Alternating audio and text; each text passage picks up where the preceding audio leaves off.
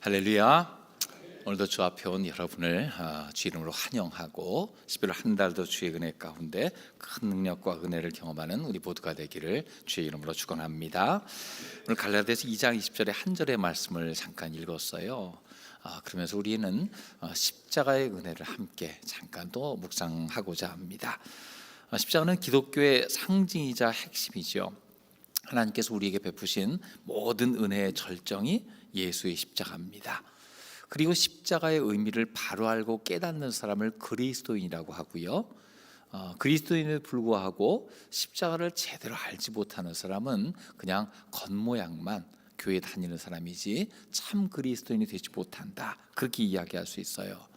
십자가를 교리적인 이해로 받아들이는 것이 아니라 생생한 경험으로 받아들이고 우리 삶 속에서 녹여낼 때 그 사람이 바른 그리스도인이 되게 됩니다. 하나님께서 우리를 위해 하신 가장 큰 일이 십자가 위에서 이루어졌습니다. 로마서 5장 8절에 보면 우리가 아직 죄인 되었을 때에 그리스도께서 우리를 위해 죽으심으로 하나님께서 우리에 대한 자기의 사랑을 확증하셨느니라, 그렇게 말씀하셨죠. 우리가 아직 죄인 되었을 때에, 우리가 예수님이 오신지도 알지 못하고 예수님께서 하신 일을 알지도 못할 그때에 이미 예수님은 우리의 죄를 위해서 십자가의 고난을 감당하셨습니다. 이미 이루어진 일이고 우리는 나중에 그것을 알고 깨닫고 믿음으로 반응하는 거죠. 하나님께서 하신 가장 큰 일에 대한 진술입니다. 오늘 읽었던 갈라디아서 본문도 십자가에서 일어난 사건을 단순하게 요약기술했지만 그 속에 중요한 핵심이 담겨져 있습니다. 내가 그리스도와 함께 십자가에 못 박혔나니, 이 말씀은 그리스도인의 삶에 근본적인 변화를 가져오는 열쇠가 됩니다. 이거는 2000여 년 전에 일어난 한 사건으로 그것으로만 볼 게 아닙니다. 내가 그리스도와 함께, 여기서 그때의 사건을 지금 오늘 나의 사건으로 받아들일 때에 변화는 나타나게 된다는 겁니다. 과거의 사건을 추억하는 십자가 아니라 지금 현재 나의 삶의 그 십자가가 어떻게 일하고 있는가, 이거를 바라봐야 된다는 거예요. 현재 그 십자가를 체험할 때에 내가 사는 것이 바로 그리스도께서 내 안에 사시는 삶이 된다는 거예요. 오늘 말씀을 통해서 우리가 어떻게 십자가를 경험하는 삶을 살 것인가 함께 나눠보고자 합니다. 먼저 십자가를 경험한다는 것은요, 다른 말로 옛 자아가 죽는 것을 의미합니다. 옛 자아의 죽음을 이야기해요. 오늘 본문을 다시 한번 천천히 읽어보면요, 갈라디아서 2장 20절 보겠습니다. 같이 읽습니다. 내가 그리스도와 함께 십자가에 못 박혔나니 그런지 이제는 내가 사는 것이 아니요 오직 내 안에 그리스도께서 사시는 것이라. 이제 내가 육체 가운데 사는 것은 나를 사랑하사 나를 위하여 자기 자신을 버리신 하나님의 아들을 믿는 믿음 안에서 사는 것이라. 자, 여기서 보면요, 내가란 말이 여러 번 등장하죠. 이 나는 그리스도와 함께 십자가에 못 박혔다, 그렇게 이야기합니다. 즉 죽었다는 말입니다. 이 말은 문자 그대로 나도 십자가에 못 박히라, 그런 얘기가 아닙니다. 이것을 피상적으로 이해하면은요, 가끔 순환절이나 그럴 때에 남미나 그런 가톨릭 국가에서 예수님의 고난을 체험한다고 몸에 이렇게 좀 약간 흔적을 내고 상처를 내고, 심지어 어떤 사람은 십자가에 못 박히는 체험도 하고, 그런 분들이 가끔 있어요. 근데 그것은 십자가에 대한 매우 피상적인 이해입니다. 십자가에 못 박혀 죽으심은 육체의 심한 고통을 받으심 정도가 아닙니다. 그건 바로 죽음으로 가는 과정인데 철저한 옛 자아의 죽음을 의미합니다. 그 옛사람은 죄로 가득한 자아예요. 자기중심적이고 이기적인 본성입니다. 유욕적인 삶입니다. 우리는 세상에서 그리스도인 될 때에 처음 마주하는 것이 자기의 자신의 모습, 자신의 본질을 보게 돼요. 자신의 악한 본성을 마주하게 됩니다. 이 옛사람은 날마다 우리를 죄로 가까이 가게 합니다. 죄책감을 주고요, 불행한 삶으로 몰아넣습니다. 본능적인 자아라고 할 수 있어요. 죄의 본성 따라서 살아가게끔 만들어주는 것이 옛사람입니다. 그런데 그리스도인으로 살기 위해서는요, 옛사람이 우리 안에서 죽어야 돼요. 아무리 내 속에 양심이 깨어서 선한 것을 하려고 할지라도 옛사람이 나를 지배하게 되면요, 내가 원하는 바 선한 것을 하지 못하게 하고 내가 원치 않는 바 악을 행하게 만듭니다. 바른 길 가는 것을 주저앉힙니다. 이 자아의 문제가 해결되지 않으면 겉으로는 선한 일을 한다 할지라도 속은 자기 만족과 교만이 가득할 수 있는 거거든요. 이 자아가 해결 안 되면요, 겉으로는 은혜 받은 것처럼 보이지만 잠깐 후에 다시 옛 자아가 살아서 일합니다. 잠시 수그러들었을 뿐이지 본래 상태로 즉시 복귀합니다. 그래서 우리는 참 곤혹스러운 것이 예수 믿고 그리스도인 되어서 하나님의 은혜를 알기 시작했습니다. 새 사람 된 것 같아요. 하지만 과거 옛 사람이 안에서 꿈틀거리다가 언제 일어날지 몰라요. 그래서 옛사의 죽음을 경험할 때 진정한 변화가 시작되는 겁니다. 어떤 사람이 얘기합니다. 나만 죽으면 뭐합니까? 주변에가 다 살아있는데. 이해가 되죠. 주위 사람 그대로인데 나만 새로운 사람 되려고 하면 괜히 열받는 일이 생기고 손해볼 일이 생긴다는 거예요. 그런데 그런 얘기할 때 잘 보면요, 나만 죽으면 뭐합니까? 그 뭐냐면 죽은 게 아니에요. 죽은 척하는 거지. 아직 살아있어서 그래요. 왜 그렇습니까? 죽은 사람에겐 시비거리가 더 이상 존재하지 않아요. 옛 자아가 죽으면 더 이상 남의 허물과 문제가 보이지 않아요. 신경 쓸 일이 없어져요. 아직도 누군가의 허물과 문제가 눈에 들어옵니까? 아직 살아있는 겁니다. 유감스럽지만 진짜 그렇습니다. 가끔 그런 경우 있잖아요. 크게 몸살 나갖고 모든 것이 만사가 귀찮아질 때, 그럼 예전에면 분명히 손가락질하고 지적질하고 한마디 했을 것도 하기가 귀찮아요. 힘이 없어요. 안 하잖아요. 그 반쯤 죽어서 그렇습니다. 근데 진짜 죽으면 어떻게 돼요? 말하지 않는 거예요. 더 이상 문제가 되지 않는 거예요. 그럴 수도 있는 거예요. 그러려니 할 수 있는 거예요.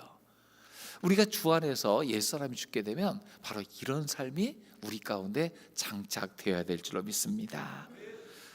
옛자가 아직 살아있는지 확인하는 방법이 있어요. 간단합니다. 건드려 보면 압니다. 누가 날 이유 없이 비난하고 미워해요. 그런 소식 들을 때 즉각적으로 발끈해서 흥분하고 일어서게 되면요, 아직 옛사람이 팔팔하게 살아있는 거예요. 죽은 사람은 그리 억울하거나 발끈하지 않거든요. 이미 죽은 사람이 더 이상 상처받을 게 어디 있습니까? 상처의 끝판왕을 이미 경험했는데. 근데 내가 상처를 잘 받고 산다면요, 아직 내 안에 옛사람이 살아있구나 생각할 수 있는 거죠. 죄와 자아의 문제를 제대로 처리하지 못했기 때문에 어떤 일이 일어나면 갑자기 상처에 소금을 끼얹은 것처럼 상처 입게 된다는 거예요. 자아가 죽은 사람은요, 좀 부당하고 통탄한 일을 당해도 성내거나 억울해하지 않습니다. 예수님께서 십자가에 달리실 때 그러셨거든요. 누가복음 23장 34절 말씀 보면은요, 같이 읽어보겠습니다. 이 예수께서 이르시되 아버지 저들을 사하여 주옵소서, 자기들이 하는 것을 알지 못함이니이다 하시더라. 그들이 그의 옷을 나눠 제비 뽑을세. 자, 여기 보면요, 자신을 못 박는 자들이에요. 근데 그 중에 그 죄수의 옷이 조금이라도 가치 있을 것이라고 벗겨가지고요, 그것을 나눠 가지느니 한 사람에게 몰아주자 그러면 제비 뽑고 있어요. 예수님은 죄 없이 모함당하여서 끔찍한 처형에 바로 직전에 있음에도 불구하고 그 앞에서 작은 유익을 취하려는 자들이에요. 멀리 보면요, 그를 모함해서 십자가에 못 박으라고 외쳤던 자들이 있습니다.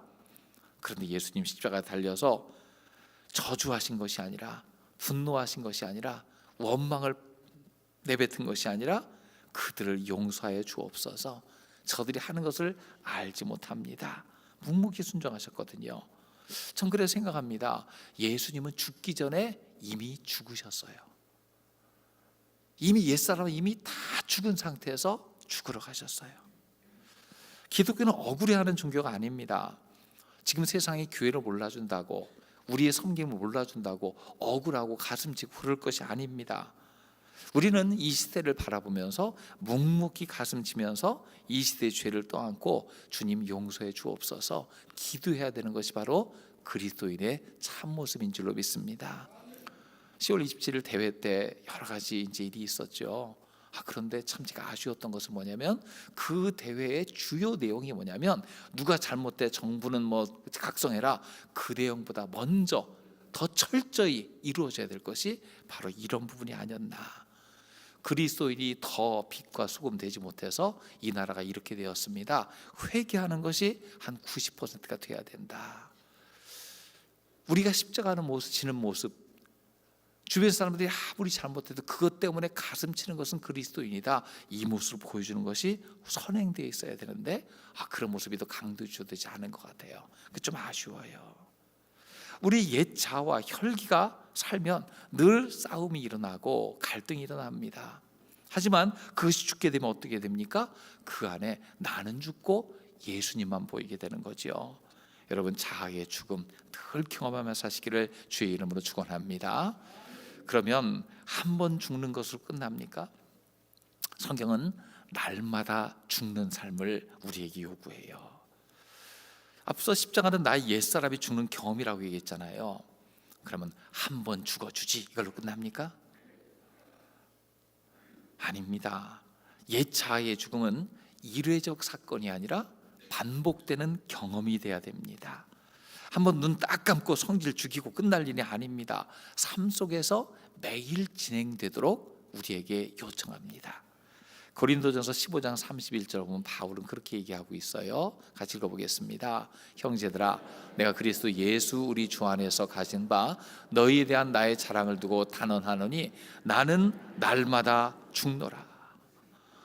예수를 위해서 한번 장렬하게 죽는 것을 일컬어 순교라고 합니다. 근데 바울의 경우에 순교의 기사는 성경에 나오지 않지만 그는요, 매일매일 날마다 죽는 매일의 살아있는 순교를 경험했습니다. 어떻게 보면 한 번 아주 장렬하게 죽는 것보다 훨씬 더 어려운 것입니다. 매일매일 자신을 죽이고 사는 사람, 그런 사람은 결정적인 순간에 순교도 할 수 있을 거예요. 하지만 매일 자아가 살아 움직이는 사람, 결정적인 순간에 순교 대신 배교의 길을 걸을지도 몰라요. 그러므로 예수 믿고 그리스도인으로 살다가도 어느 순간 옛 모습이 날 찾아올 때가 있잖아요. 그럴 때는 한번 씨름해라 하면서 방치해 두는 것이 아니라 그 즉시 결단해야 됩니다. 이 옛 모습은 다시 죽어야 돼요. 예수 믿는다는 것은 2000년 전에 예수님께서 십자가에 못 박히실 때 나의 자아도 함께 십자가에 못 박혔음을 고백하는 겁니다.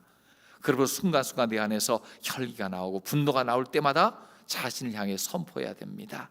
따라하겠습니다. 나는 예수님과 함께 십자가에 못 박혔습니다. 나는 죽었으니까 건드리지 말란 얘기예요. 그냥 죽은 사람 건드려 뭐 하겠냐 그러는 거예요. 나의 옛사람이 죽었을 때 그리스도께서 내 안에 들어오셔서 그때부터 새 사람을 만들기 시작합니다. 모든 갈등과 분쟁과 싸움은 옛사람 때문임을 우리는 명심해야 되고요, 그리스도와 함께 죽었을 때 그때부터 예수님은 내 안에 새 사람을 만드시기 시작한다는 거예요. 그럴 때 나는 죽고 예수가 사는 사람, 예수의 증인되어 살아가는 그런 삶이 우리 가운데 나타나게 됩니다. 그런 경험할 때 있지 않습니까? 저도 가끔 피곤할 때는 사우나 한번 가면 좋겠다 그럴 때가 있어요. 그리고 종종 가요. 갈 때는요, 가가지고 개운하게 몸 좀 녹이고 와야지 하고 탕에 들어가고 씻기도 하고 그런 다음에 즐겁게 나옵니다. 그런데 나올 때 옷 입을 때 그때 느껴지는 게 있어요. 들어갈 때 몰랐습니다. 내 옷에서 그렇게 냄새가 나는지. 그렇잖아요. 들어갈 땐 몰라요. 깨끗해지고 나니까 내가 냄새 나는 삶을 살았구나, 그게 깨달아지잖아요. 우리 삶도 그래요. 은혜 받고 나면 내가 죄인이구나 깨달아요. 은혜 없이 살 때는요, 나는 의롭고 내 주변 사람들의 문제가 있어요. 손가락질만 살아요. 하지만 예수님 만났을 때 어떻습니까? 나는 형편없는 죄인이고 나보다 덜한 죄인들이 주변에 있는 걸 보게 돼요. 그래서 골로새 3장 8절은 뭐라고 이야기합니까? 같이 읽어보겠습니다. 이제는 너희가 이 모든 것을 벗어버리라. 곧 분함과 노여움과 악의와 비방과 너희 입에 부끄러운 말이라. 내가 분함, 노여움, 악의, 비방, 부끄러운 말, 이것이 내 주변에 덜 있었음을 깨달아요. 이게 옛사람이 입고 있는 옷이에요. 이것을 벗어버리라는 거예요. 새로운 옷을 입으라는 거예요. 정결케 되어 새 옷 입은 새 사람으로 살아가는 거예요. 우리는 인정해야 됩니다. 예수 믿고 새 사람 되었다고 했지만 자꾸 옛사람의 모습이 나를 찾아와서 그것이 나를 더럽게 만들고 냄새 나게 만들고, 그것 때문에 우리 부부관계 갈등도 만들고, 자녀 사이에서 막 그냥 자녀를 양육할 때 반항하게 만들고, 직장관계에서 문제도 만들고, 다 이런 것 때문 아닙니까? 여러분, 날마다 죽는 삶은 특별히 인간관계 속에서 검증될 줄로 믿습니다. 참 재미있는 현상이 있는데요, 어디를 가든지 마음에 안 드는 사람이 꼭 하나는 있어요. 그 사람이 어떻게 참 우연히 사라졌다고 칩시다. 그러면 또 다른 사람이 나타나서 그 역할을 해요. 이 사람 만당이 싫어 저기로 피했는데 피한 곳에서 더한 사람을 만나잖아요. 왜 이런 경우 발생합니까? 여러분, 그 사람을 통해서 하나님은 나를 연단하고 정결케 만들기를 원하는 줄로 믿습니다. 그 과정을 통과해야 돼요. 자아를 죽이는 십자가의 삶을 우리는 경험해야 돼요. 오히려 그런 사람이 덜 있다고 하면은요, 그 사람이 사라지길 원하는 것이 아니라 내 마음을 바꿔야 돼요. 하나님, 저 사람이 나에게 덜 문제를 일으키는 사단마귀인 줄 알았는데 알고 보니까 나를 연단시키는 천사였음을 고백합니다. 이 고백이 나올 때까지 사라지지 않을 거예요. 제가 쉽지 않은 얘기하는 거 압니다. 그럼에도 불구하고 그 과정을 이겨내야 되잖아요. 누군가를 용서하지 못하고 마음에 미움을 품고 있으면요, 그 마음이 천국을 경험해야 되는데 늘 지옥의 한 구덩이 같은 경험을 하게 돼요. 하나님 주신 평강이 없어요. 용서는 참 어려운 과정입니다. 내 힘으로는 잘 안 돼요. 하나님 주시는 힘이 필요해요. 그래서 용서는, 진정한 용서는 십자가를 깊이 묵상할 때 가능해지는 줄로 믿습니다. 십자가 앞에 서니까 나 자신이 온갖 죄를 용서받은 분명한 경험이 있잖아요. 그 경험이 분명할 때 다른 사람을 용서할 수 있습니다. 내 눈에 들보를 깨달을 때 다른 사람의 문제면 티끌밖에 안 되는 것을 인정할 수 있습니다.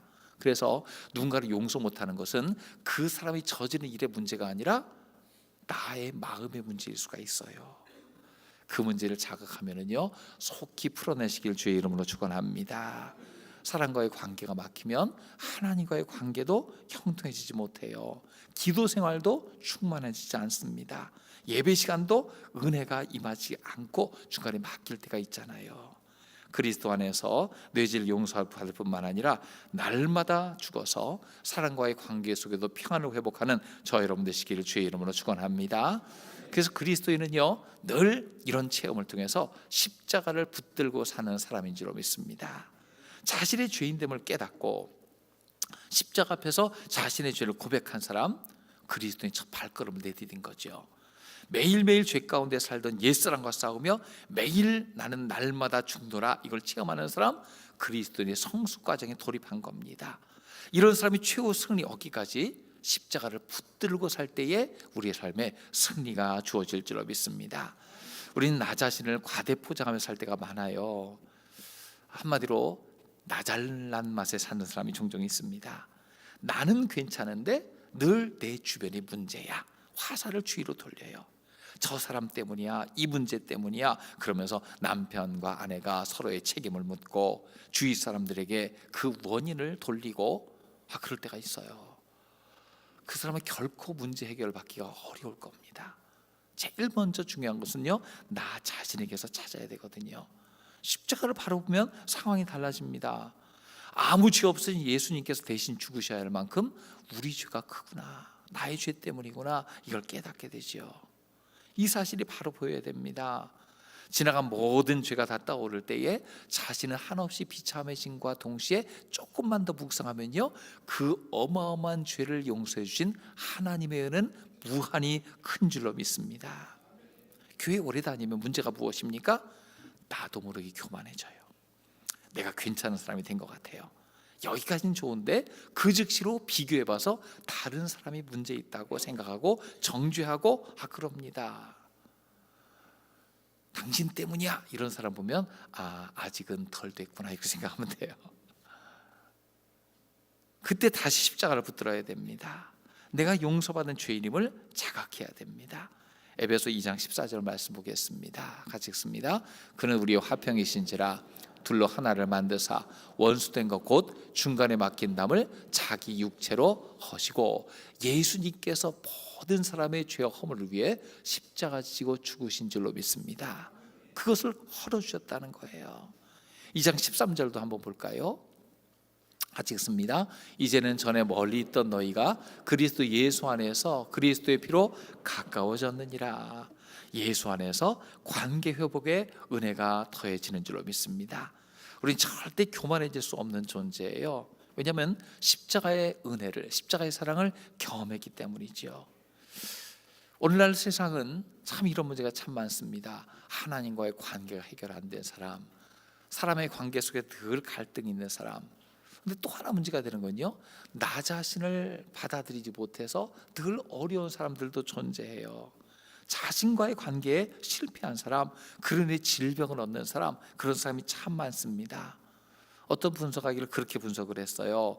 오늘날 세상은 사랑의 결핍과 그로 인해 일어난 문제들로 가득하다. 요즘 사회 곳곳마다 발견되는 개인의 문제가 있는데 중독 현상이 심각하다는 거예요. 고전적인 알코올 중독, 약물 중독 이런 거에서 뭔가를 거듭해서 사야만 분이 풀리는 쇼핑 중독자도 있고, TV나 컴퓨터, 스마트폰에 중독되는 일명 재미 중독이라고도 하는데 그런 사람이 있고, 먹는 거에서 만족을 찾는 탄수화물 중독이란 말도 하고, 중독이란 말이 참 많이 쓰여요.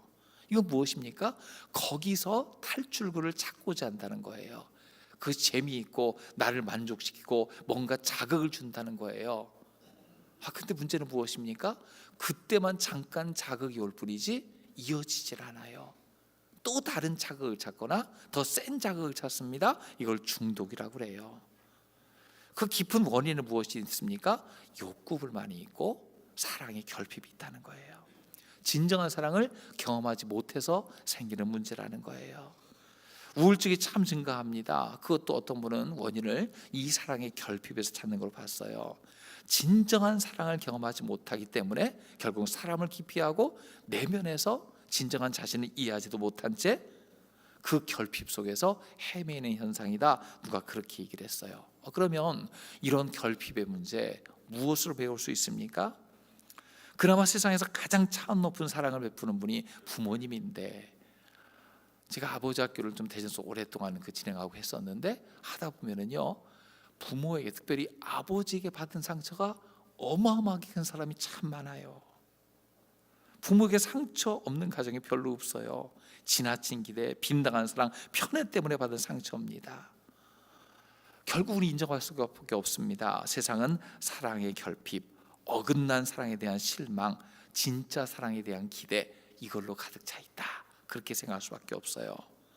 그러면 진짜 사랑을 어디서 만날 수 있습니까? 진짜 사랑, 결핍이 없는 온전한 사랑 어디서 만날 수 있습니까? 바로 십자가에서 만나게 됨을 믿습니다. 내가 나의 사랑하는 아들을 십자가에서 죽게 만들 만큼 너를 사랑한다. 이게 하나님의 사랑이지요. 이 하나님의 사랑을 충만히 경험하시길 주의 이름으로 축원합니다. 이 하나님의 사랑을 경험할 때 비로소 하나님의 어떤 분인지 알게 되고, 그 사랑을 경험했기 때문에 주위 사람들을 이해하고 용서해 주는 마음을 갖게 되고, 내가 그 사랑을 입을 만큼 존귀한 존재임을 인정해서 만족함을 갖게 됩니다. 이 세상에 지금 정말로 필요한 것은 십자가의 능력인 줄로 믿습니다. 예수의 십자가, 그 보배로운 피, 그 치유의 능력, 회복의 능력을 우리 사는 삶의 현장 어디서든 충만히 체험하며 살아가는 우리 모두가 되시기를 주의 이름으로 축원합니다.